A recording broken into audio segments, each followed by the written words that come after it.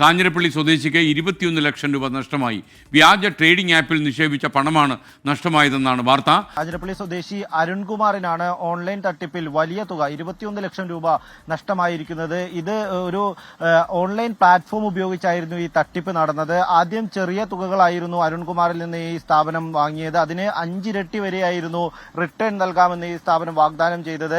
ചെറിയ തുകകൾക്ക് കൃത്യമായി റിട്ടേൺ നൽകുകയും ചെയ്തിരുന്നു. അക്കൗണ്ടിലേക്ക് പണം ക്രെഡിറ്റ് ആയതിന്റെ അടക്കം സ്ക്രീൻഷോട്ടുകളും നൽകിയിരുന്നു. പിന്നീട് വലിയ തുക കമ്പനി നിക്ഷേപിച്ചാൽ അതിന് 50% വരെ ലാഭവിഹിതവും 5 ഇരട്ടി റിട്ടേണും കമ്പനി വാഗ്ദാനം ചെയ്തു. ആ നിലയിൽ വലിയ തുക റിട്ടേൺ ലഭിക്കുമെന്ന് പ്രതീക്ഷിച്ചാണ് അരുൺകുമാർ 21 ലക്ഷം രൂപ ഈ കമ്പനിയിൽ നിക്ഷേപിച്ചത്. അതിന് 21 ലക്ഷം രൂപ നിക്ഷേപിച്ചതിന് ശേഷം അക്കൗണ്ടിലേക്ക് പണം എത്തിയതിന്റെ കൺഫർമേഷൻ ലഭിച്ചതിന് ശേഷം പിന്നീട് ഈ കമ്പനിയുടെ വിവരമൊന്നും ഉണ്ടായിരുന്നില്ല. അരുൺകുമാറിന്റെ അക്കൗണ്ട് അടക്കം ഇവർ ബ്ലോക്കാക്കി മുങ്ങുകയായിരുന്നു. ഈ അരുൺകുമാർ ഒരു ബിടെക് ബിരുദധാരിയാണ്.